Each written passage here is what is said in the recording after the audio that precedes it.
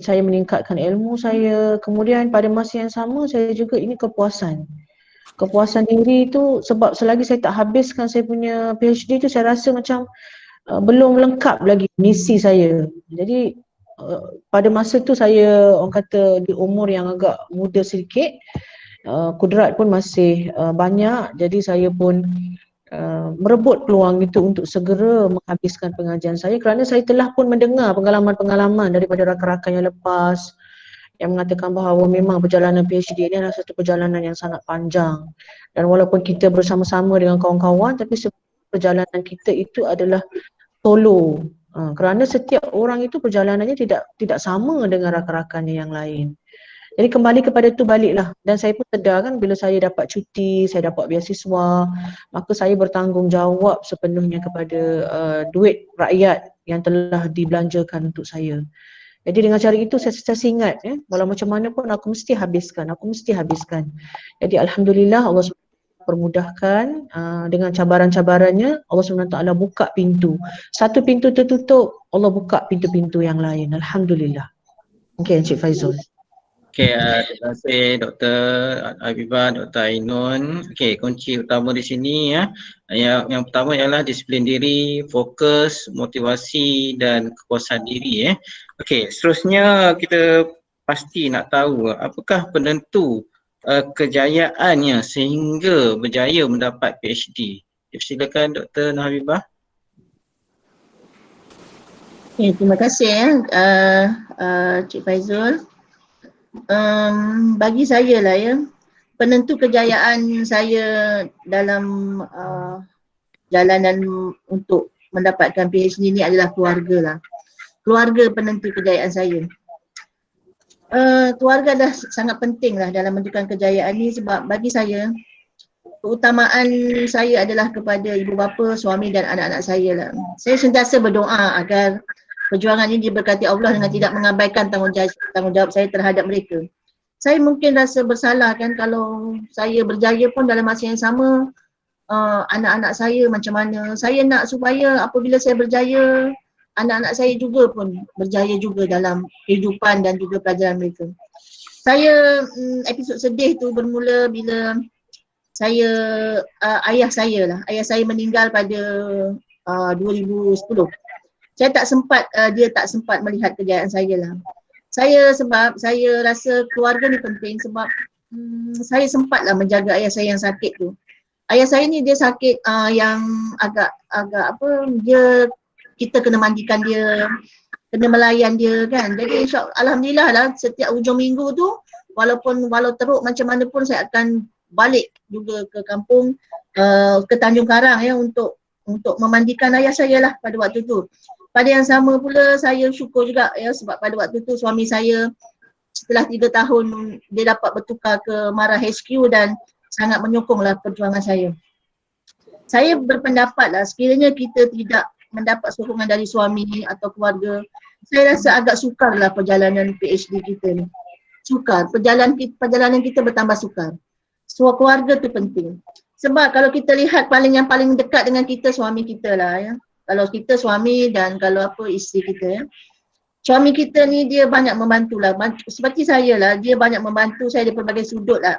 Dan pastinya restu dia lah yang paling utama. Susah kan kita nak belajar kalau tak dapat restu daripada suami kita. Dan beliau jugalah antara, saya bersyukurlah, berterima kasih jugalah. Beliau antara orang yang akan membiayai yuran saya. Yuran pun kira boleh tahan juga kan, satu semester 1,800 kan. Dan pada waktu tu kita sendiri tak ada siapa yang nak biayai kita. Dan dia pun biasanya dia tak merungut lah menjaga anak-anak saya, menjaga anak-anak masa saya sibuk kan. Alhamdulillah anak-anak saya juga sangat memahami lah pada waktu tu. Sebab mereka tak pernah pun merungut bila saya tak dapat sediakan makanan yang sedap-sedap yang mereka suka dan sebagainya kan. Syukur pada Allah hingga anak-anak saya pun berjaya lah hingga ke Menara Gading, ada yang belajar ke luar negara dan sebagainya. Sebab saya sangat bersyukur di sini bila saya dah habis perjalanan ni, saya lihat kejayaan saya ini bersama dengan keluarga saya. Maksudnya saya berjaya membawa bersama anak-anak saya. Kalaulah saya mungkinlah saya akan menjadi seorang pemegang PhD yang sangat kecewa lah agaknya kalau sekiranya kalau saya mendapat PhD dan masa yang sama anak-anak saya tidak berjaya dalam pelajaran mereka. Saya rasa mungkin begitulah.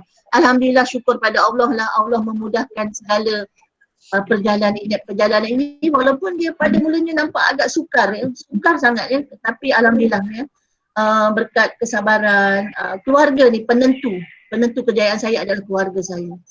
Saya rasa mungkin Dr. Ainun ada penentu kejayaan beliau, jadi kita beri laluan kepada Dr. Ainun pula. Dipersilakan. Okey, terima kasih Dr. Bib. Saya terus Cik Faizul ya. Ya, teruskan. Saya pun setuju sangatlah dengan apa yang Dr. Habibah sebut tadi kan. Di mana pada saya lah memang keluarga itu sangat memainkan peranan yang penting lah. Khususnya kalau kita sebagai isteri, kalau suami kita tak memahami perjalanan kita memang sangat-sangat sukar lah. Sebab mungkin ada yang kata tak apa, saya tak akan ganggu masa di rumah, saya akan bekerja atau saya akan belajar 9 to 5 ke kan. Tapi kadang-kadang kita dalam perjalanan kita sepanjang 3 tahun ni, sekurang-kurang 3 tahun lah lebih kurang, kita tak tahu kan, kadang-kadang kita memang perlu bawa balik kerja tu ke rumah, kita perlu mengambil masa. Jadi pada masa itulah pasangan kita tu memainkan peranan yang sangat penting. Kadang-kadang kita terpaksa, macam contoh saya sendirilah, saya terpaksa berkurung ya dalam satu bilik, saya terpaksa kunci sebab anak-anak saya masih kecil. Jadi bila kita ada di rumah, macam siang hari saya akan cuba untuk keluar dari rumah. Supaya saya lebih fokus. Bila waktu malam contohnya saya terpaksa berjaga malam, mungkin lepas saya dah selesaikan keperluan-keperluan mereka, saya akan masuk ke bilik belajar saya dan saya akan kunci pintu. Jadi pada masa itu suami saya lah yang akan entertain anak-anak ya, yang akan ambil hati, main sama-sama dan sebagainya. Sehinggalah saya keluar daripada bilik itu. Jadi ada waktu-waktunya memang kita memerlukan sangatlah. Dan begitu juga dengan keluarga, macam mak dengan ayah kita pun adalah orang yang sangat memainkan peranan yang penting ya, doa dan restu daripada mereka tu. Di samping orang kata usaha kita lah ya, usaha kita dan kebergantungan kita juga kepada Allah SWT, doa kita ya. Mungkin orang kata amalan-amalan baik kita buat amalan baik lah, contohnya macam kita bersedekah ya, kita berkongsi bahan-bahan yang kita dapat, kita sharekan artikel dengan kawan-kawan kita. Itu pun saya rasa satu faktor yang memainkan peranan, yang menyebabkan kita rasa perjalanan kita ini sebenarnya bukan semata-mata untuk kita mengejar sijil itu, tetapi perjalanan itu sendiri adalah satu pengalaman yang sangat bermakna, yang mana pada saya dalam perjalanan itu jangan sampai kita menafikan hak-hak orang-orang di sekeliling kita. Ya, hak mak ayah kita pun ada hak kan. Perlu kita ada masa untuk kita menziarahi dia. Kemudian kita juga perlu menunaikan hak kita dengan suami kita atau dengan isteri kita. Dengan anak-anak kita juga kita perlu menunaikan hak-hak tersebut. Jadi dalam proses kita belajar ni, biarlah orang kata semua orang tu berbahagia dan tidak memandang bahawa proses kita belajar itu menyusahkan dia.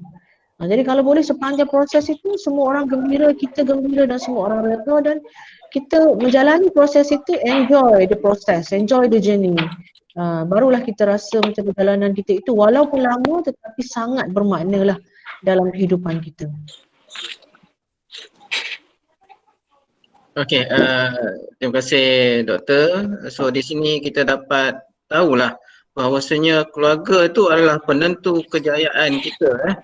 Okey, seterusnya semasa melanjutkan pelajaran pasti ada cabaran-cabaran yang perlu ditempuhi.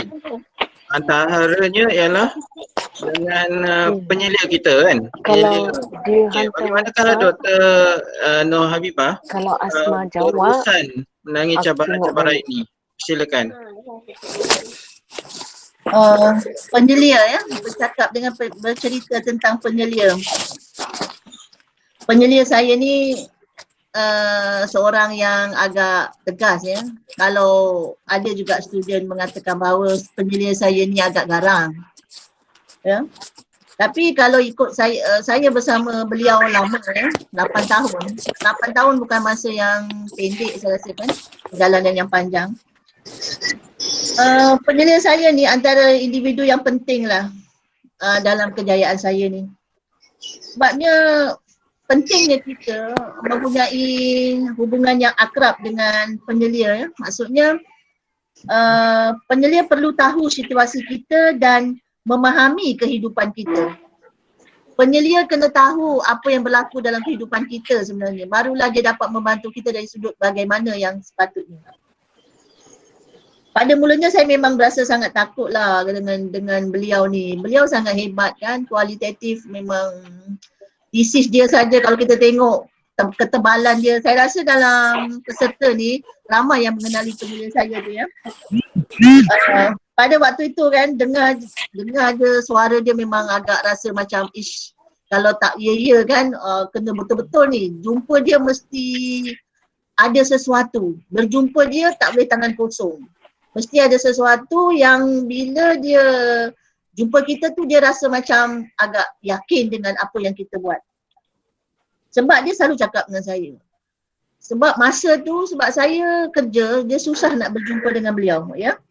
Jadi saya selalu berjumpa dengannya. Saya bertanya khabar dengan beliau. Bukan setakat maksudnya kita nak bina hubungan tu supaya mudah ya.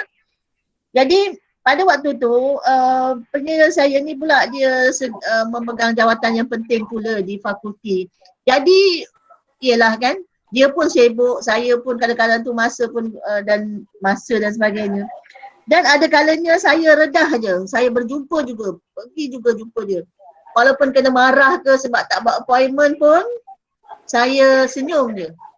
Bagi saya dah anggap dia macam, ialah sebahagian daripada family kita kan. Sebab apa yang dia buat itu sebenarnya adalah untuk kebaikan kita. Dan sebab tu kita dengan penyelia kita kalau boleh tu jangan ada apa-apa perasaan nak marah ke dan sebagainya, tidak ya. Sebab apa yang dia buat tu memang untuk kita.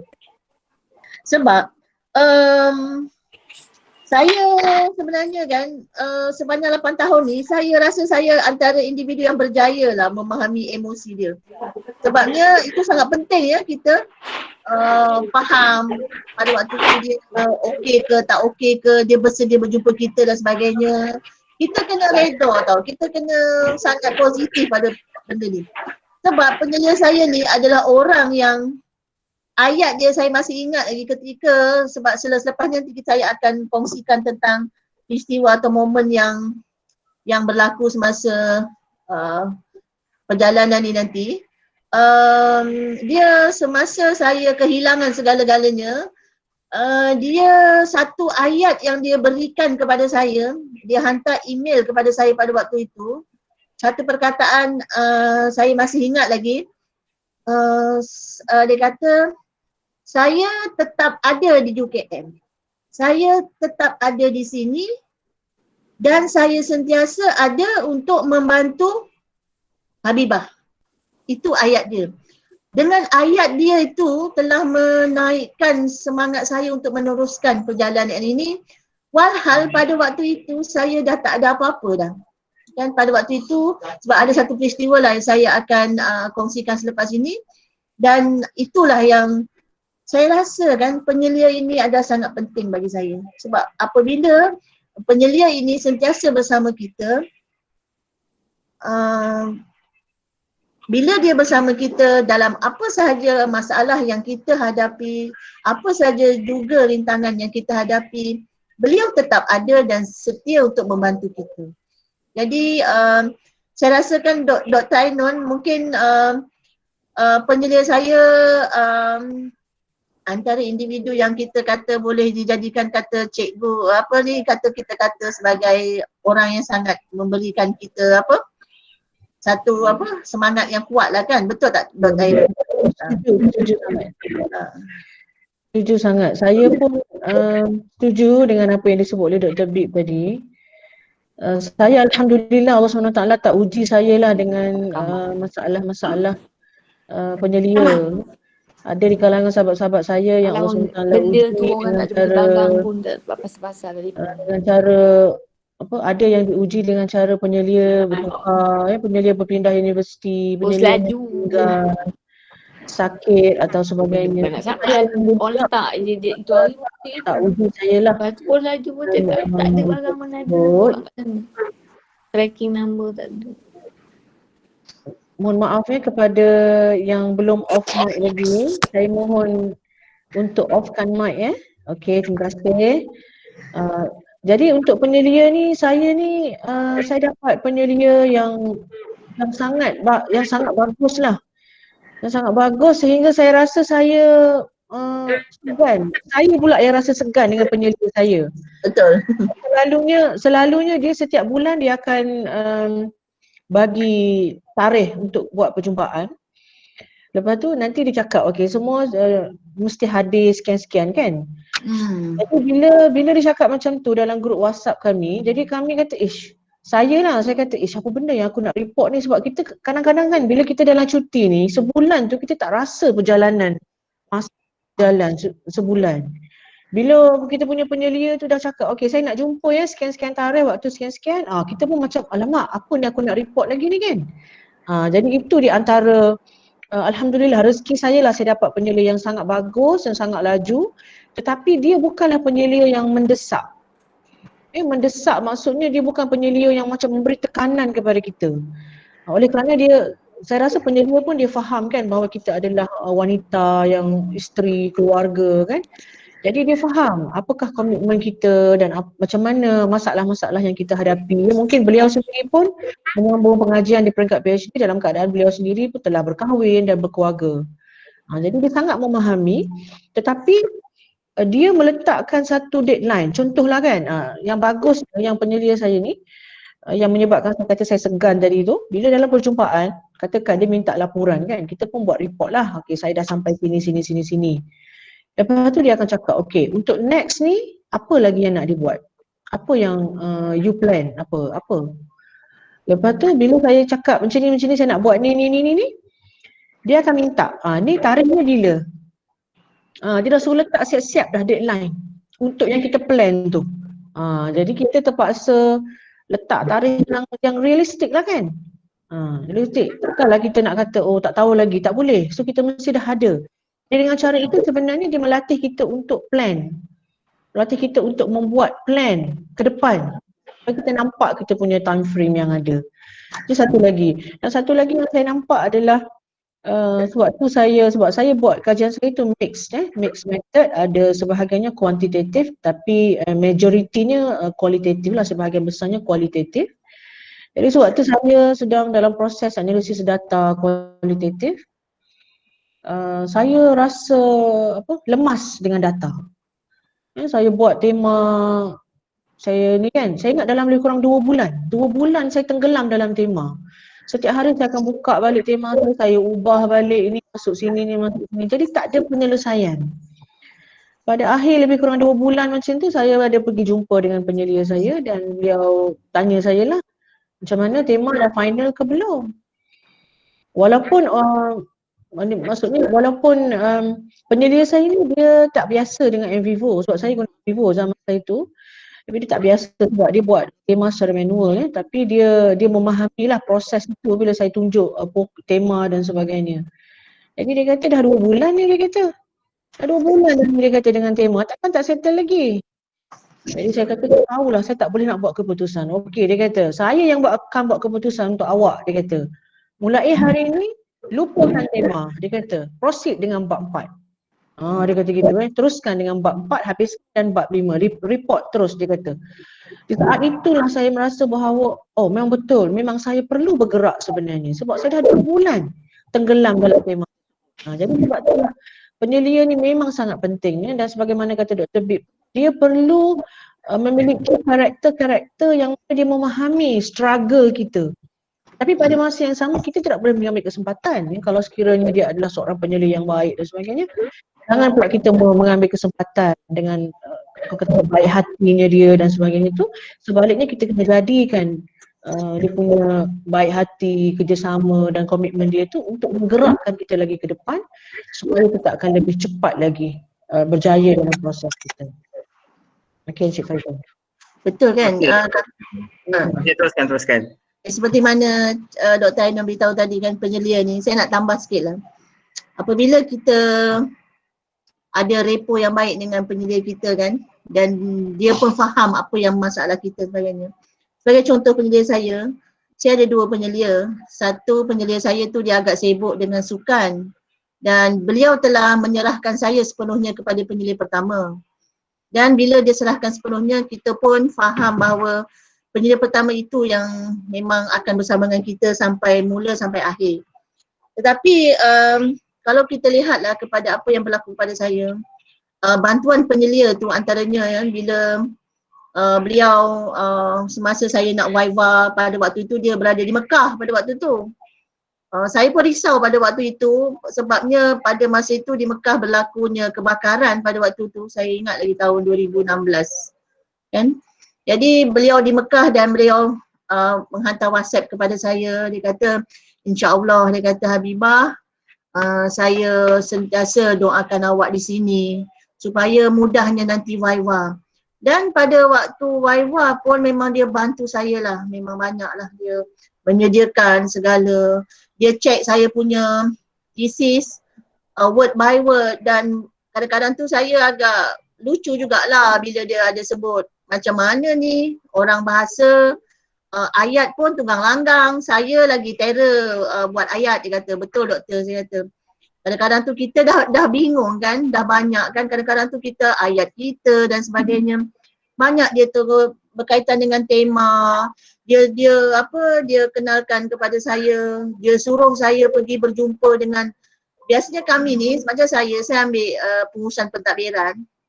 Kami ada beberapa senior yang menjadi panduan. Maksudnya penyelia saya ni dia suka bila kita jadi junior kita kena cari senior. Maksudnya senior itu nanti boleh bantu kita. Jadi pada waktu tu dia menyuruh saya berjumpa dengan ada Dr. Foniza dekat IAB dah beliau sekarang. Dr. Kamarul Azmi sekarang ni pensyarah UTM Skudai untuk belajar in vivo. Saya belajar in vivo. Kena belajar lah sebabnya kita nak data sebab saya full kuali. Saya full kualitatif.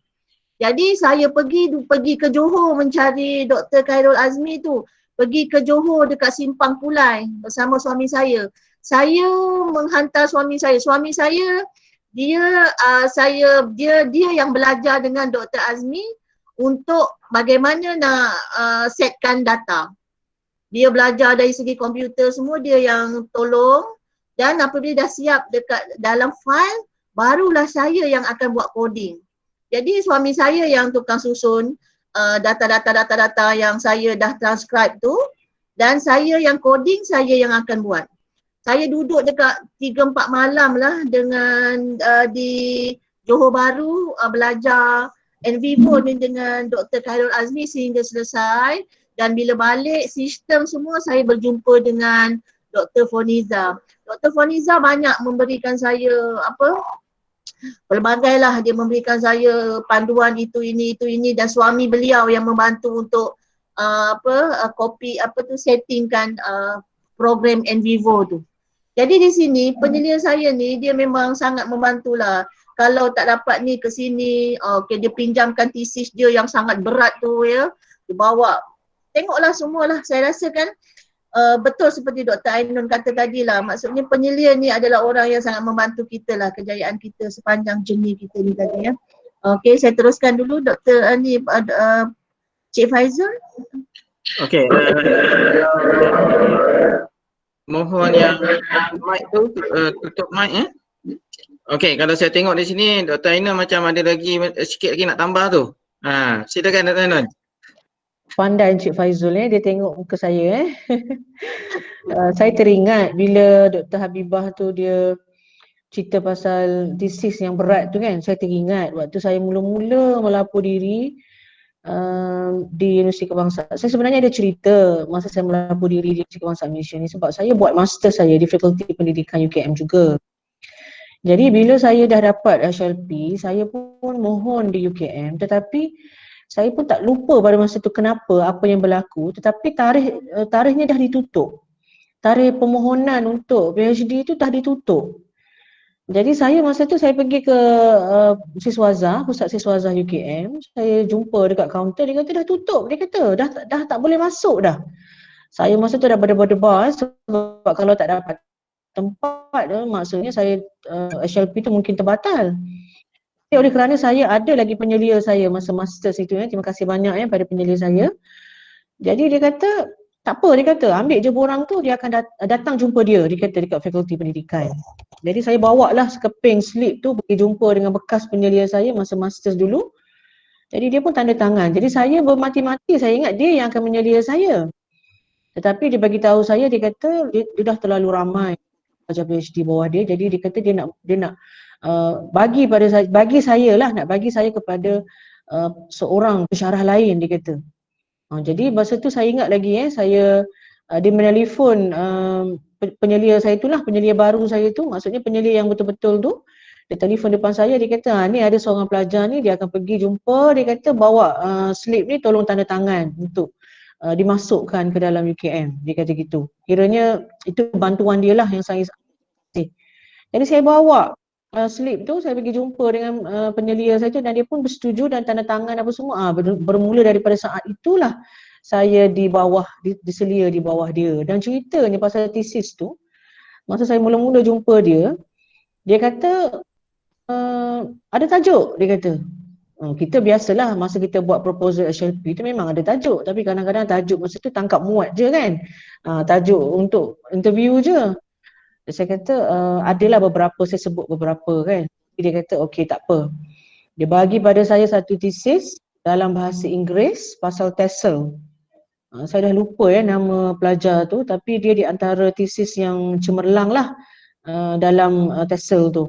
Jadi dia kata baca dari kulit ke kulit, dia kata. Baca dari kulit ke kulit tesis ni dan sebulan lagi datang laporkan pada saya ulas pasal tesis yang dah dibaca.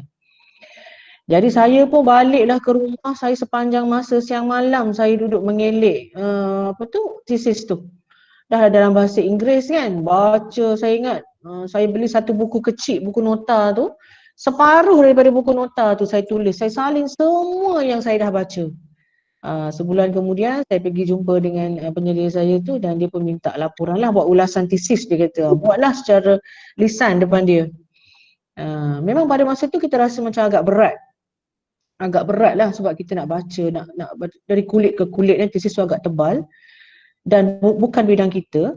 Tetapi alhamdulillah dengan cara itu saya dapat melihat keseluruhan proses itu berlaku, bagaimana collection datanya, bagaimana analisis datanya, bagaimana dipersembahkan bab 4, bab 5 sebagai contoh dan seterusnya saya nampak. Dan kesan daripada apa yang berlaku itu, saya sendiri sewaktu saya menyelia pelajar-pelajar saya di peringkat BA, di peringkat degree di pendidikan Islam ni, saya pun buat benda yang sama. Saya tanya dia, okey apa yang awak nak bidang apa skop. Saya suruh dia pergi cari satu tesis ataupun kalau saya ada recommendation tesis, saya akan bagi pada dia, saya minta dia baca dulu. Baca sampai faham dulu, sampai ini dulu, hadam dulu proses itu, nanti datang laporkan kepada saya. Jadi itu adalah orang kata sunnah Dr. Bib sunnah. Satu benda yang orang buat, lepas tu kita buat lagi kepada pelajar kita, mudah-mudahan itu menjadi ilmu dan sunnah yang baik lah yang kita dapat manfaatkan. Itu satu benda yang saya turunkan daripada penyelia saya. Alhamdulillah. Okey, terima kasih doktor atas perkongsian cabaran bersama penyelia tadi. Memang menarik So boleh jadikan panduan lah bagi mereka yang sedang menyambungkan pelajaran dan ada yang menyimpan cita-cita untuk menyambung PhD ni. Okey, baik doktor. Apakah peristiwa yang tidak dapat dilupakan sepanjang pengajian ni? Silakan doktor. Okay, berkaitan dengan peristiwa ni adalah beberapa momen yang saya rasa saya tak akan lupa lah sepanjang saya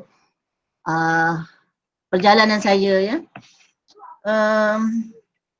maksudnya banyak tragedi yang saya telah lalui lah. Tragedi pilu sebenarnya tragedi pilu sebab ramai pun kalau kita kata kawan-kawan kita berkata sepanjang perjalanan kita ni pasti banyak tragedi yang kita tak jangka, tragedi pilu, sedih. Saya ada pilu, sedih pun ada juga pilu, sedih, gembira pun ada Dalam tempoh pengajian saya tu saya kehilangan ayah kandung juga dan juga ayah mertua saya. pada waktu saya tengah belajar tu, kedua-duanya pergi menghadap ilahi. Arwah ayah saya lah terutama, dia sakit lama. Pada waktu tu saya berulang-alik, setiap minggu balik ke kampung untuk menguruskan ayah sebab dia tak nak mandi dengan orang lain. Dia nak mandi dengan saya, dengan adik saya yang di Putrajaya. Saya bergilih lah dengan dia. Setiap hujung minggu mandikan dia, sisir rambut dia, suapkan dia. Dan pada hari dia meninggal tu, subuh Jumaat tu, saya memang rasa sedih lah pada waktu tu. Seolah-olah macam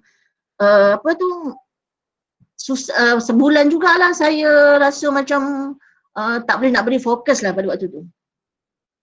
Settle semua okey, dugaan datang lagi bila semasa saya kemalangan pula di Kuala Selangor.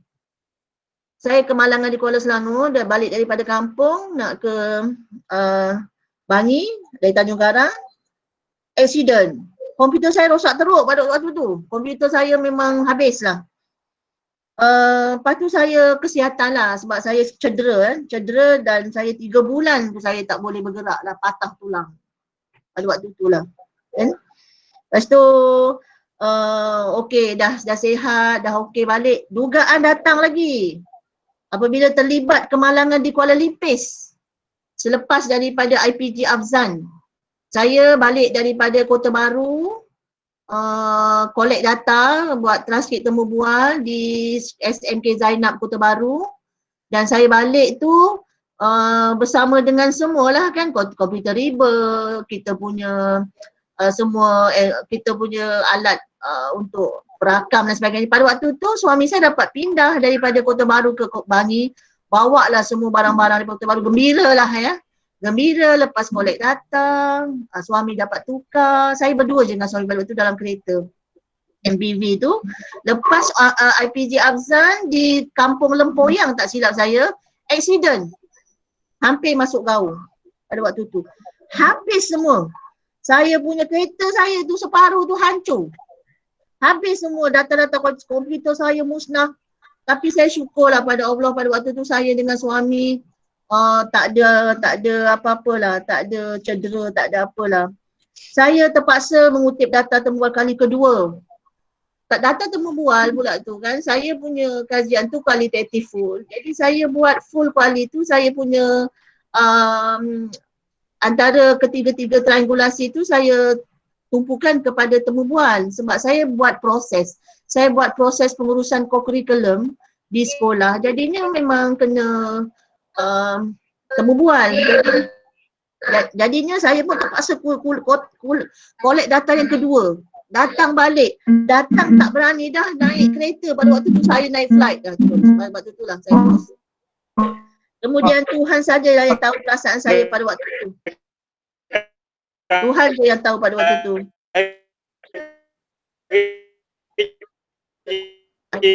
Ada bunyi? Okay. Masa tu saya rasa ya Allah ya Tuhanku, kenapalah berlaku begitu kan. Dugaan tu sebenarnya kan terus melanda. Saya memang rasa macam satu lepas satu. Tak lama tu dapat lagi. Rumah saya masa pada waktu bulan puasa, saya ada rumah saya dipecah masuk.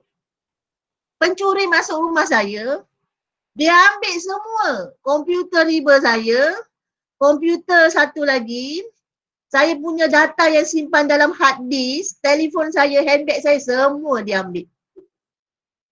Dia bawa sekali dengan semua data saya.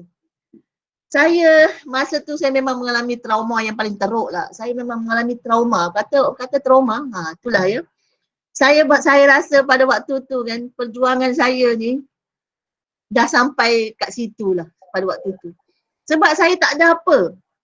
Saya masa tu saya nak cari, memanglah saya sentiasa ingat penyedia saya selalu kata data-data NVivo, transkrip, kita buat coding semua tu, kita kena print out. Ya, saya print out semua, takut kalau data hilang, Prof saya cakap. Saya print out semua NVivo saya sebelum tu dah. Masuk dalam satu file. Ini data transkrip temu bual, nanti masa Viva kalau ditanya, kita dah ada dah backup. Okay, fine, saya buat. Dia kata nanti masukkan data dalam email, dalam hadis. Saya masukkan. Tapi apa yang saya masuk tu tak sepenuhnya. Sebab kita kan dalam proses buat ni semua, data kualitatif yang saya dah lepas ambil ni belum lagi kita transkrip, belum lagi sempat kita nak buat apa-apa lagi, coding dan sebagainya. Saya masa tu dapat bayangkan, saya bermula nasib baiklah, alhamdulillah lah. Saya ni kan, sebab saya sebutkan pasal penyelia tadilah. Dia yang beri pertolongan pada saya. Dia tenangkan saya, dia banyak semangat lah, sokongan lah memang. Saya menangis ni, saya sambil menaip semula ni, menangis satu-satu ni. Data-data kemajuan tu, masa tu saya peringkat kemajuan baru kan. Habis semua data-data tu. Satu dah lah dah buat kali yang kedua. Kali yang ketiga nak kena buat pula pada waktu tu sebab data yang daripada pengetua sekolah Zainab tu masih lagi, belum lagi cukup. Jadi pengetua sekolah Zainab ni dia sangat ramah, baik sangat pada waktu Tuan Wanjah tu. Dia pergi khusus di kota di KL, dia call saya, doktor dia kata pada waktu tu, cikgu ada apa-apa tak yang perlu saya bantu? Saya kata alhamdulillah, saya ambil lagi sekali data transkrip lagi, saya temu buah lagi sekali.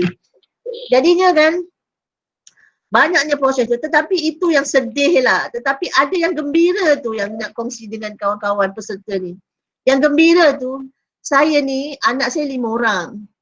Dan saya pada waktu tu, saya memang dah tiba-tiba saya disahkan mengandung. Itu memang cerita yang gembira lah bagi saya lah kan. Setelah 13 tahun saya tak ada baby, pada waktu tu jugalah saya disahkan mengandung. Cuba bayangkan macam mana kawan-kawan pada waktu tu dengan kita kelang kabut dan sebagainya, saya disahkan mengandung pada waktu tu. Dan saya pun tak tahu saya mengandung sebenarnya, dah dekat 2 bulan baru saya tahu kan. Saya, orang pertama saya pergi jumpa selepas settle semua ialah penyelia saya. Penyelia saya pada waktu tu saya nak cakap pun, nak cakap tak cakap kan. Saya takut penyelia saya stres. Tapi saya kena cakap sebab dia kena tahu.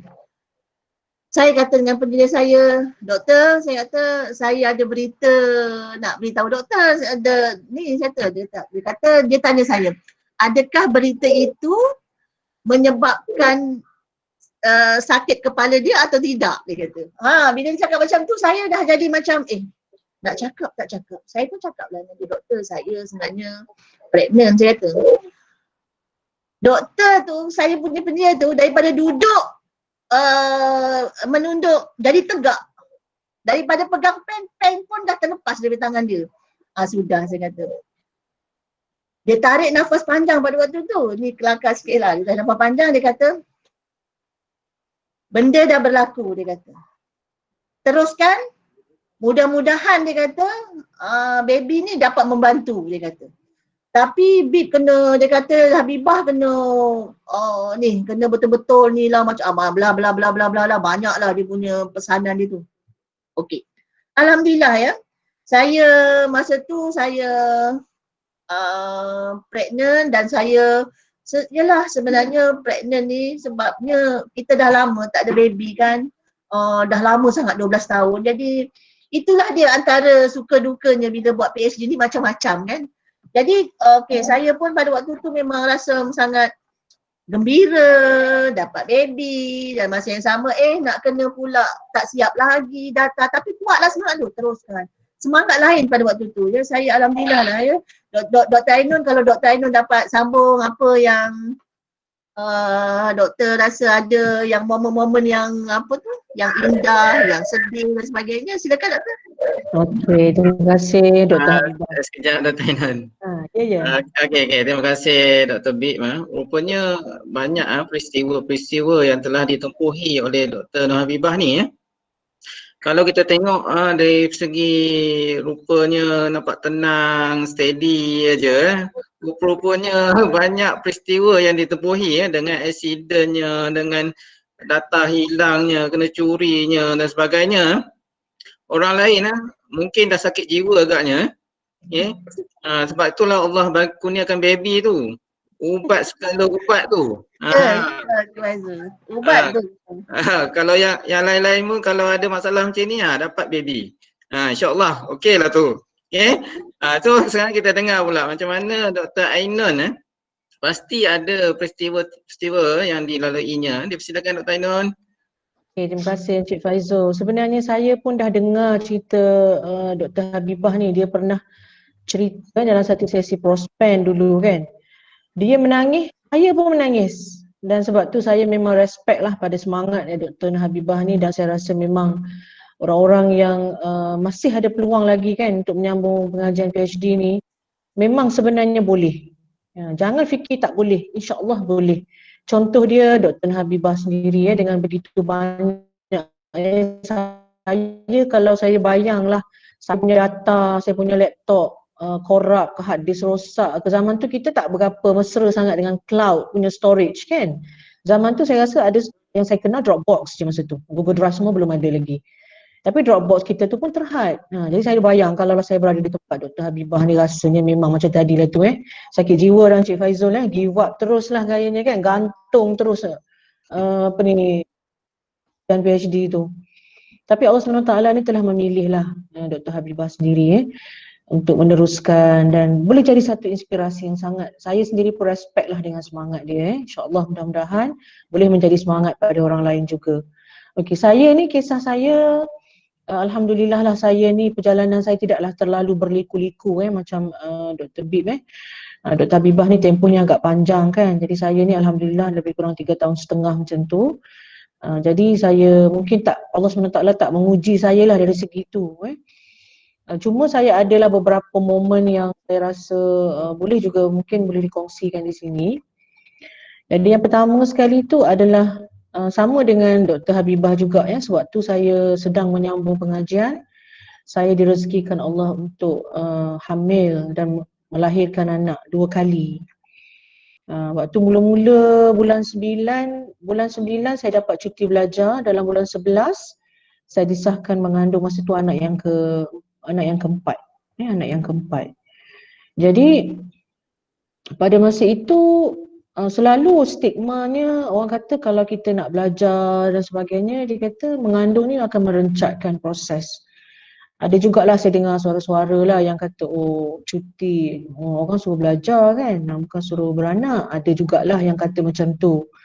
Tapi saya menganggap itu adalah rezeki saya, dan pada masa itu saya baru 3 orang anak kan. Jadi saya rasa masa yang sesuai lah kan untuk saya mengandung lagi. Jadi apabila saya sepanjang proses saya mengandung tu, saya rasa sebagaimana Cik Faizul cakap tadi kan, baby tu sebagai ubat tu kan, saya rasa memang lain macam semangat.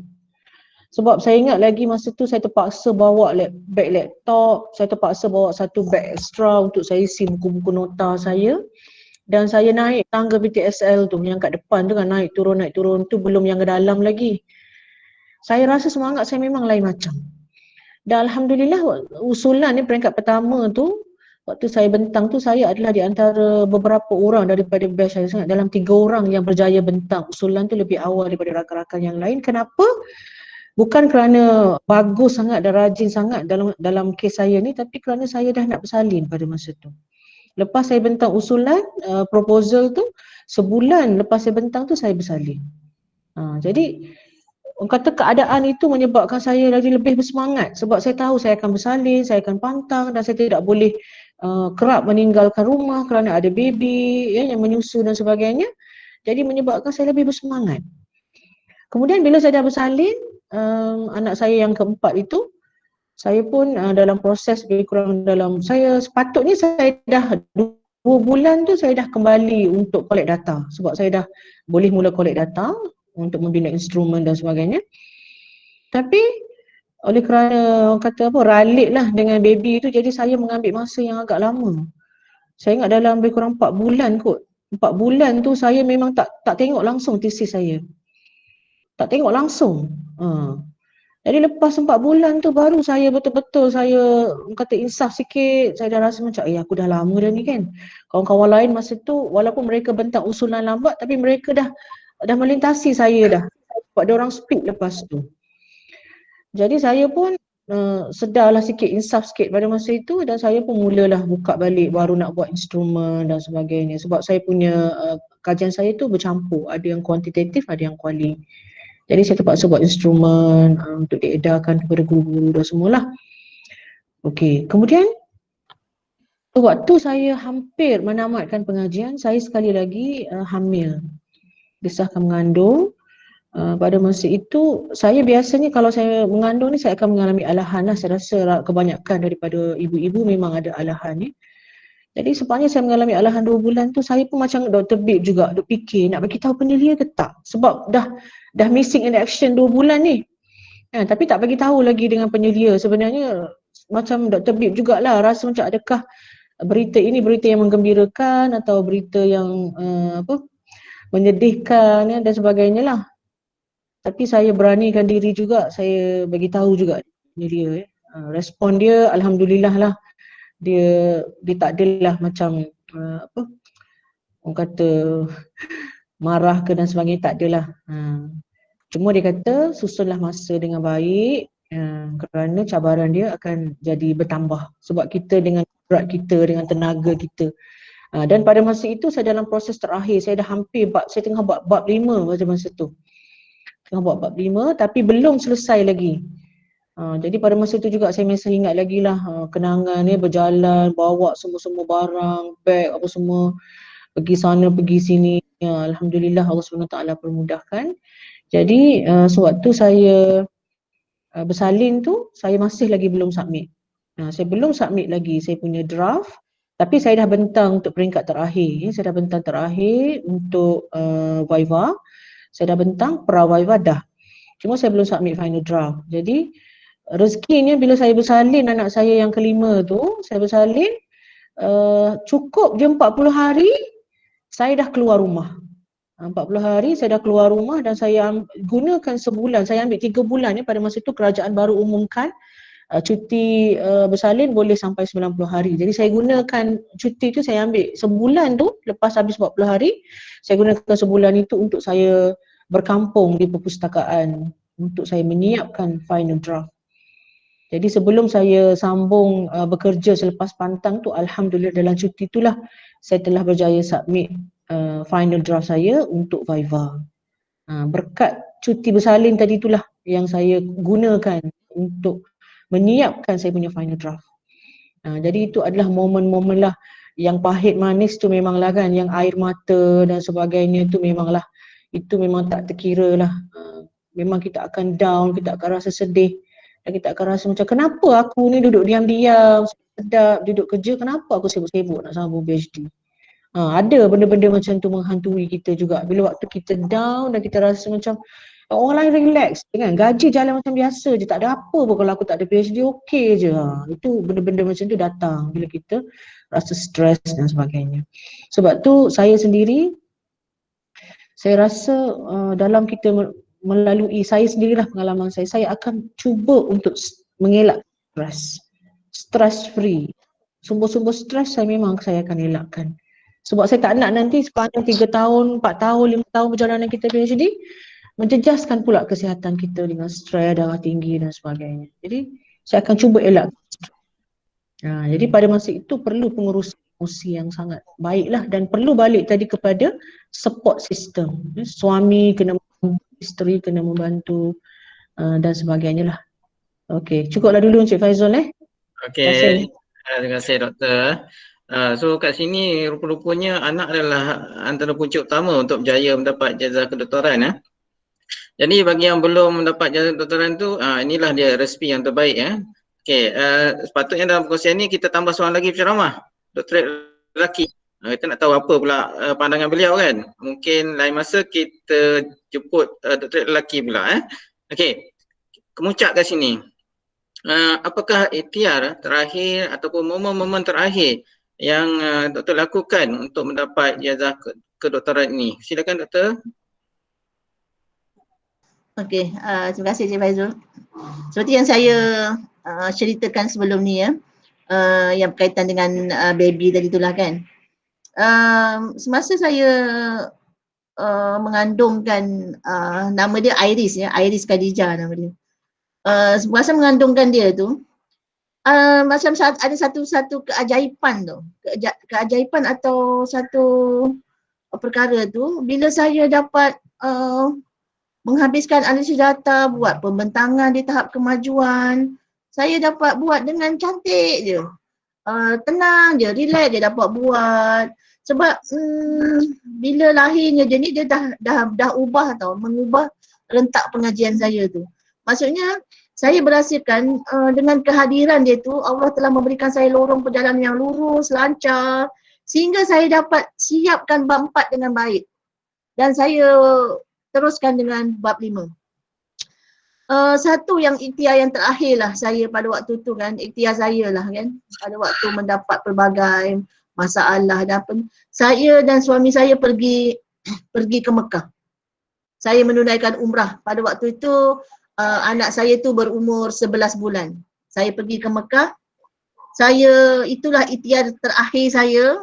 Semasa di sana saya dengan sepenuh hati memohon pada Allah agar memudahkan perjalanan jernih saya. Saya mohon depan Kaabah, saya berdoa pada Allah, berilah pertolongan pada saya pada waktu itu.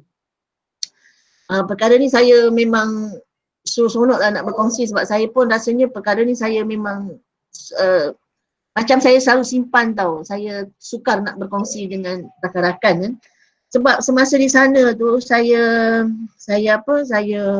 dalam doa saya tu saya kata, kalaulah sekiranya saya ada rezeki untuk mendapat PhD ni, ya Allah ya Tuhanku, permudahkanlah.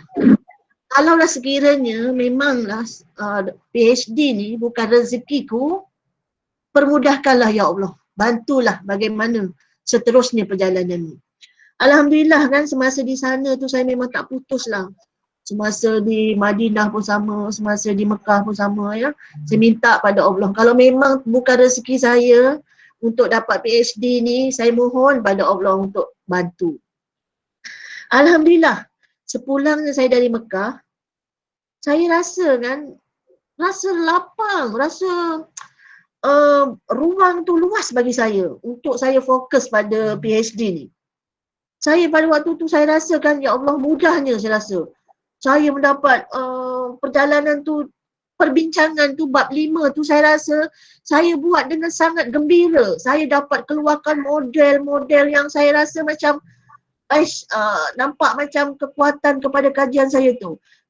Penyelia saya pun dapat memberikan macam ni, saya pun dapat ni, dia kira okey. Dan kerja saya pun okey, segala perjalanan kerjaya saya di IPG pun okey. Dan pada waktu tu anak-anak saya pun dapat mengajukan pelajaran ke luar negara, ke Canada, yang ke Uniten masa waktu tu. Anak dapat sambung ke UIA. Pada waktu tu anak saya semua berjaya. Dapat keputusan peperiksaan dengan baik pada waktu tu. Dan saya rasa macam sangat mudah, tenang. Jadi saya punya jernih tu nampak, walaupun belum sampai ke penghujung, belum tamat lagi, tapi saya nampak kemanisan tu dah nampak dah. Mudahnya saya dapat pembaca Viva saya, pensyarah yang sangat bagus. Kemudian saya dapat pembaca luar pun bagus. Kemudian mudahnya saya rasa lorong tu sangat mudah. Saya siap dengan cepatlah. Dan saya pun dipanggil untuk sesi Viva tu setelah sebulan lebih kan saya hantar thesis yang full tu. Salam tempoh sebulan setengah je saya dah dipanggil untuk Viva pada waktu tu. Dan saya rasa ada hikmahnya lah. Itulah ikhtiar terakhir saya tu. Akhirnya saya pergi ke sana tu, saya rasa memang itulah antaranya lah. Rasanya Allah membantu saya untuk memudahkan saya. Dan daripada situ saya yakin bahawa PhD saya ni diberkati. Maksudnya Allah memberikan saya peluang untuk mendapat PhD ni atas bantuannya. Ya, maksudnya Allah lah yang penentu, yang perancang kepada pengakhiran jernih saya ni, pengakhiran yang sempurna. Saya yakin yang itu. Okey ya, bagaimana Dr. Ainun? Mungkin ada ikhtiar Dr. Ainun yang berbeza daripada saya dan sebagainya. Okey, silakan Dr. Ainun, teruskan. Okey, terima kasih Cik Faizul. Alhamdulillah, segala usaha kita sebagai seorang manusia ni memang memang kita boleh berikhtiar, boleh berusaha dan sebagainya. Tetapi apa juga yang kita lakukan ini dengan izin Allah Subhanahu Wa Taala. Sebagaimana Dr. Bib sebut tadi kan, pengakhiran kita, ikhtiar kita yang kemuncaknya ialah pada Allah Subhanahu Wa Taala. Dan saya pada tahun 2014 pun saya alhamdulillah berkesempatan juga menaikkan umrah. Kebetulan saya ada beberapa rakan-rakan yang bersama-sama dengan saya. Saya ingat lagi waktu saya tawaf tu saya sebut nama dia orang. Saya sebut seorang-seorang, termasuk kakak saya juga pada masa pengajian juga. Saya sebut semua sekali, alhamdulillah semua nama-nama yang saya dah sebut tu alhamdulillah semuanya dah berjaya menamatkan pengajian PhD masing-masing dengan cabaran berbeza-beza. Jadi pada saya dalam perjalanan untuk PhD kita ni, orang kata apa, pergantungan kepada Allah dan kepada Tuhan itu memang satu itu yang paling penting lah. Kemudian dari segi support system, kan support system itu pun sangat penting. Pasangan kita, contohnya suami saya sendiri pun kalau dia nampak saya macam relax je hari tu kan, dia akan tanya, hari ni tak ada pergi library ke? Nampak macam relax je. Jadi dia tanya macam tu. Bukan dia tak suka kita duduk di rumah kan, tapi dia tanya, dia macam pelik. Jadi kita faham lah bila dia tanya soalan bermakna, kita pun macam dia menjadi alarm. Menjadi alarm dia tanya macam So, benda-benda macam ni kan, begitu juga dengan kadang-kadang mak bertanya kan, tak habis lagi ke belajar? Berapa lama lagi nak habis agak-agak? Kan? Jadi itu soalan-soalan macam tu saya anggap sebagai soalan yang sangat positif yang menjadi satu support system kepada kita. Kemudian yang saya nampak juga adalah yang penting juga adalah rakan-rakan yang bersama dengan kita. Itu pun penting. Kita tahu siapa yang tadi kan junior, kita tahu rakan-rakan yang sama berjuang dengan kita, dan mungkin ada rakan-rakan kita atau senior-senior kita ataupun junior-junior kita yang boleh memberi semangat kepada kita. Dia boleh share kepada kita, dia boleh comfort kita, dia boleh tenangkan kita. Itu kadang-kadang kita kata, kita selalu kata awak tak faham kan. Contoh kalau kita sambung belajar, kita cakap kat suami kita, awak tak faham apa? Bukan begitu kan. Kita sepatutnya kita cuba untuk mendapatkan semangat dan nasihat daripada orang-orang yang berada di sekeliling kita. Jadi saya rasa ikhtiar tu, orang kata di samping kita ikhtiar secara rohani, ikhtiar secara zahiri ataupun fizikal ini pun sangat penting. Dengan ikhtiar dan semangat inilah sebenarnya yang memegang kita sehingga ke penghujung. Sebab memang saya tak nafikan lah perjalanan PhD ni memang mencabar jauh sangat dan nak dibezakan dengan masters. Jauh sangat nak dibezakan walaupun dia punya tahap itu tidaklah jauh berbeza. Jadi untuk orang yang bercadang untuk menyambung pengajian, anda jangan fikir banyak kali. Masuk saja, mohon saja ataupun daftar saja, insya-Allah Allah SWT akan permudahkan untuk perjalanan kita untuk menuntut ilmu, insya-Allah. Okey, terima kasih Encik Faizal. Okey, insya-Allah Doktor Alhamdulillah kita dah dengar perkongsian tadi. Sekarang jam pun dah hampir pukul 12. Saya rasa saya buka lah kalau ada soalan-soalan ataupun ada yang nak kongsi sedikit pengalaman. Silakan.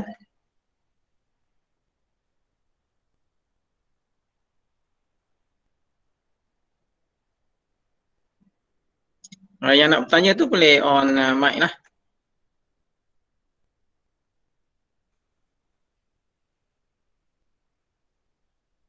Doktor-doktor yang di sini kalau ada nak berkongsi pengalaman, dipersilakan.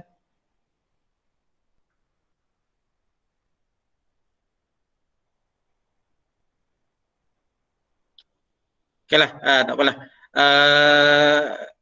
Mungkin Dr. Ainun ataupun Dr. Habibah ada nasihat sedikit kepada mereka-mereka yang bercadang nak menyambungkan pelajaran ataupun yang sedang menyambung pelajaran. Silakan.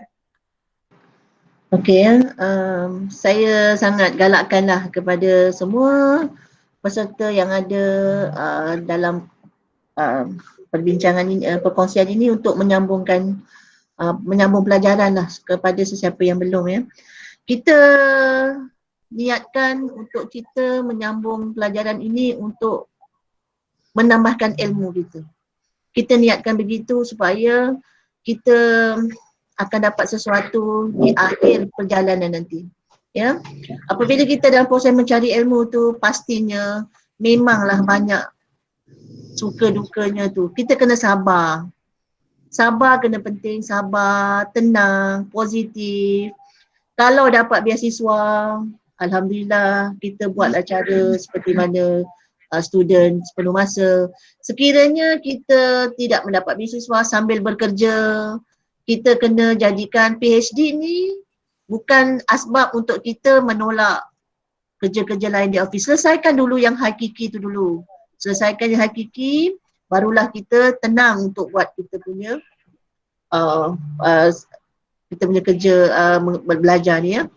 Kemudian yang kedua, yang selain daripada itu, dari segi keluarga, pastikan keluarga kita dalam keadaan yang betul-betul bersedia untuk kita belajar. Kena berbincang dengan suami, berbincang dengan keluarga, dengan anak-anak, ibu nak belajar, ayah nak belajar. Okey, jadi macam ni, kena ada restu daripada isteri, daripada suami, barulah kita rasa perjalanan kita itu nanti mudah.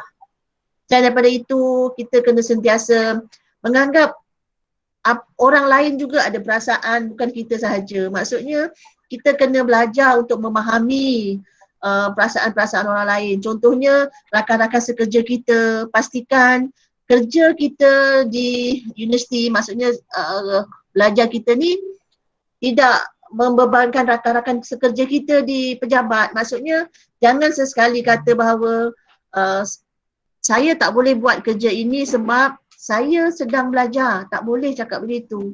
Belajar ni urusan kita lain, ya, kerja kita lain. Kita kena bina hubungan yang baik dengan ketua jabatan kita. Kita kena terangkan pada ketua jabatan kita nak sambung belajar. Dan pastinya mereka akan faham dengan situasi kita. Dan masa yang sama kita kena jaga semua ni. Keluarga kita, kawan-kawan, penyelia kita terutamanya sabar. Penyelia kita pun ada ramai lagi student yang tidak selia dan kita kena ingat bahawa penyelia kita juga adalah manusia. Mereka pun ada emosi, ada hati dan perasaan yang perlu kita jaga. Maksudnya sama-samalah sebenarnya. Kita kena win-win tau. Maksudnya kita nak sesuatu, kita nak dapatkan PhD kita dan masa yang sama kita kena samakan juga yang lain-lain ni. Kita jangan kita nafikan hak orang. Maksudnya kita jangan nafikan hak anak-anak kita. Maksudnya kita kena berikan juga masa untuk mereka. Jangan nafikan hak mereka untuk mereka mendapat seperti mana anak-anak yang lain. Begitu juga kita kena jangan nafikan hak suami kita, hak isteri kita. Jangan jadikan alasan belajar ini menyebabkan kita jadi satu pertaruhan bahawa saya belajar, semua orang kena fikirkan masalah saya. Semua keluarga kena fikirkan masalah tak. Maksudnya kita kena bagikan juga, kita kena sama-sama kat situ. Barulah kita rasalah berjaya dan pada akhirnya kita kena bergantung semuanya. Apa sahaja yang kita buat ni, semuanya dengan izin Allah sebenarnya. Kalau kita memanglah tak ada rezeki kita untuk dapat PhD, memang kita tidak akan dapat lah rasanya. Tapi kalau kita berusaha, kita bersungguh-sungguh, InsyaAllah segala perjalanan kita pasti akan ada kemanisannya pada hujung. Ya, memanglah episod duka lara tu gembira semua ada.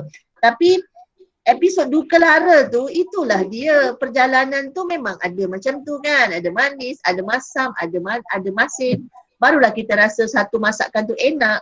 Jadi perjalanan yang tak ada rasa suka duka, rasanya perjalanan tu biasa-biasa. Tapi bagi saya, perjalanan saya untuk mendapatkan PhD ni bukan perjalanan yang biasa. Saya rasa perjalanan yang luar biasa, saya rasa lah, bagi saya lah. Dan kita berdoa lah, kita sentiasa berdoa bahawa dengan adanya ilmu yang kita dapat nanti dengan ijazah kedoktoran ni, kita boleh jadikan dia sebagai satu bukan untuk dapat jawatan sebenarnya kita belajar ni. Ini kita nak dapatkan ilmu ya, nak dapatkan ilmu untuk kita memberi pula kepada orang lain. Maksudnya ilmu ni bukan kita kena kongsi dengan orang lain ilmu ni. Sebab itulah saya memang sangat gembira, sukalah, saya seronok sebenarnya. Sebab ramai daripada student-student UKM datang kepada saya untuk sahkan data kualitatif. Datanglah. Saya sentiasa ada. Bila-bila pun tak apa, sahkan. Apa ni jadi, apa tu diorang punya sekarang kan penerbitan di Scopus Journal kan, saya jadi penilai dan sebagainya. Saya suka tu. Sebabnya saya rasa saya kena memberi pula.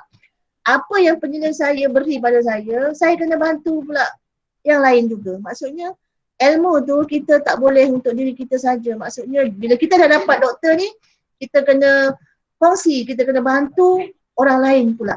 Ya, jadinya saya rasa perjuangan ni dia tak akan berhenti. Menuntut ilmu ni tak akan berhenti sampai kita ke liang lahat sebenarnya, ya, tak akan berhenti. Jadi bila kita dah ada doktorate, contohlah kan nak bagi motivasi pada peserta ni sebenarnya, kita masih ada lagi kita punya perjalanan lain lagi, perkongsian lain kita kena ada lagi. Jadinya saya rasa Cik Faizul, Dr. Ainul mungkin ada lagi yang beliau nak perkatakan untuk sebagai motivasi kepada adik-adik kita lah ya, yang bakal mengisi borang untuk menyambung pelajaran insyaAllah ya. Terima kasih doktor. Saya teruskan ya. Ya, sikit nasihat pada Dr. Ainun, silakan. Okay. Sebenarnya saya seganlah saya nak kata beri nasihat ya. Sebenarnya lebih kepada perkongsian lah apa yang telah kita lalui. Dalam perjalanan PhD ini saya percaya kepada rezeki. Ada orang direzekikan perjalanan dia lancar, smooth, tajuk dia pun tajuk yang maksudnya tidak memerlukan tempoh masa yang lama, jadi dia cepat habis. Ada kawan-kawan kita, sahabat-sahabat kita yang direzekikan cabaran-cabaran dan dugaan. Setiap cabaran dan dugaan itu insya-Allah bila kita hadapi dengan tenang dan sabar, dengan penuh keimanan, insya-Allah diganjari dengan pahala dan sebaik-baiknya. Jadi pada saya yang paling penting adalah kita jangan mengukur diri kita dengan kayu ukur orang lain. Jangan kita bandingkan kita dengan orang lain. Sebab perjalanan tu kisahnya itu berbeza-beza. Contoh saya dengan Dr. Habibah pun kisahnya pun dah berbeza. Walaupun di akhirnya dapat satu sijil, kita pun konvo sama-sama kan Dr. Habibah. Ada kita gambar konvo sama-sama. Kita konvo sama-sama Alhamdulillah. Memang kita kata sama naik pentas, terima scroll apa semua kan. Tetapi sebenarnya perjalanan itu berbeza. Jadi kita jangan kita banding. Tadi saya katakan saya akan cuba elakkan stres. Salah satunya jangan bandingkan diri kita dengan orang lain. Jangan banding. Sebab kalau kita banding, kita akan rasa stres. Kita akan rasa tertekan, kita akan rasa macam semua benda kita nak buat. Sebab tu saya kata jangan ukur diri kita menggunakan kayu ukur orang lain. Itu yang pertama. Kemudian yang kedua ialah kita jangan sesekali berputus asa.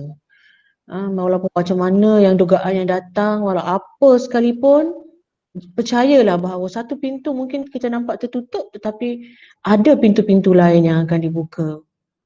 Percayalah, selalu percaya. Begitu. Dan saya pun memang saya sangat yakin dan saya sangat percaya.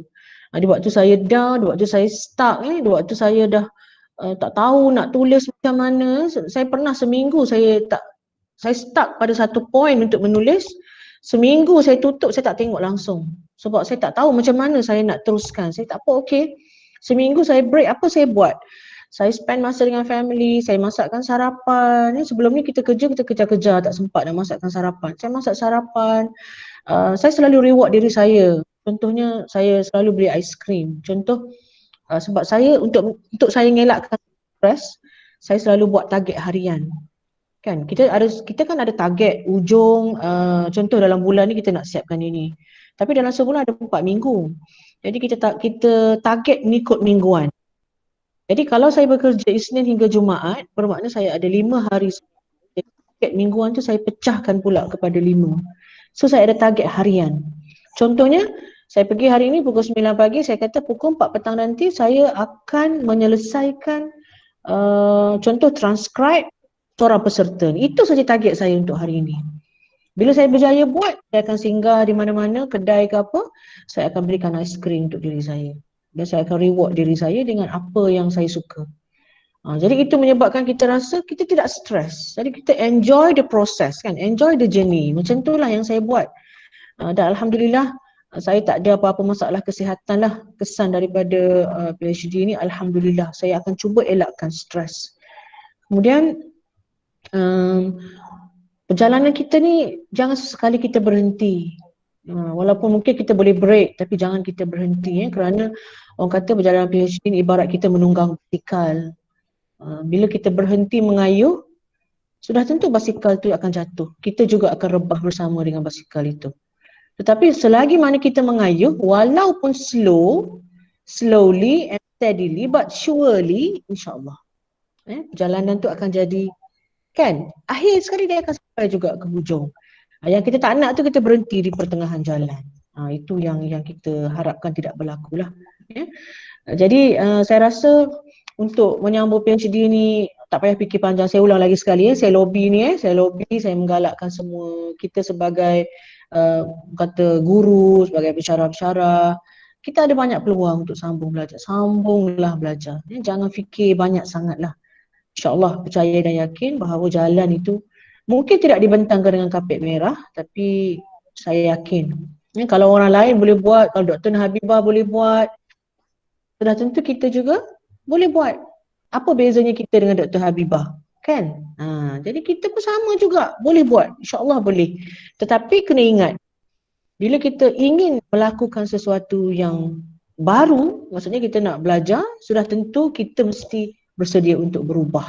Rutin kita berubah, mentaliti kita berubah, usaha kita berubah, kerajinan kita juga mesti berubah. Maka selayaknya lah untuk kita ikuti pengajian itu di peringkat PhD. Pada saya mendapat ijazah PhD ini tidaklah satu kelebihan ataupun satu kebanggaan dan sebagainya, tidak.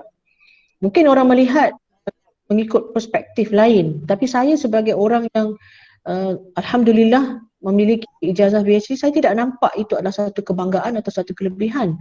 Bahkan ia datang bersama dengan tanggungjawab sebagaimana disebut oleh Dr. Habibah tadi. Ini ada tanggungjawab di mana kita bertanggungjawab untuk kita kembangkan lagi apa yang kita tahu. Contoh macam saya, bidang saya kuantitatif semasa saya masters, kuantitatif, kemudian masa saya PhD saya ada kualitatif. Maka saya perlu membantu orang lain untuk analisis data dan sebagainya, untuk kita bantu dia untuk tema dan sebagainya. Jadi itu adalah tanggungjawab. Jadi buatlah PhD, tetapi janganlah mengharapkan ganjaran-ganjaran yang akan datang. Tidak. Tapi kita buat PhD itu niat kita untuk mengutip ilmu, menimba ilmu, dan pada masa yang sama selepas kita dah selesai itu, kita niatkan untuk kita berkongsi ilmu itu dengan orang lain. Wallahu a'lam. Syukran, terima kasih Encik Faizal. Okey, terima kasih Doktor. Okey. Ilmu itu luas ya Doktor. Ilmu itu tiada batasannya.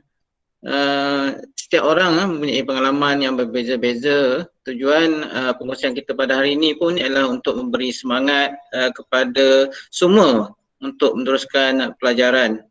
Mungkin ada yang di sini dah suam-suam kuku, nak teruskan ke atau nak berhenti. Kami berharap selepas kita mendengar perkongsian ini, diharap semua bangkit semula semangat tu, insyaAllah ya. Kalau tidak dipecahkan ruyung, manakan dapat sagunya. Okey, terima kasih Dr. Nur Habibah dan Dr. Ainun atas perkongsian sebentar tadi. Semoga para peserta kita pada hari ini mendapat manfaat atas perkongsian tadi. InsyaAllah urus dia ingin mohon maaf jika ada salah silap semasa pengkongsian ini. Okey, sama-samalah kita tutup perkongsian hari ini dengan surah An-Nas dan tasbih Farah. Bismillahirrahmanirrahim.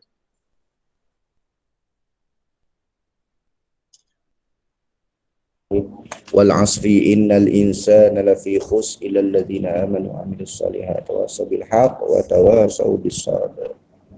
Ya, insya-Allah, terima kasih.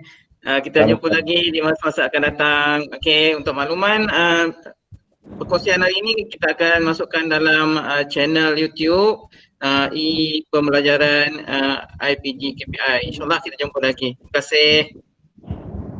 Baik, sama-sama. Terima kasih semua. Terima kasih semua. Terima kasih semua. Selamat berjaya semuanya.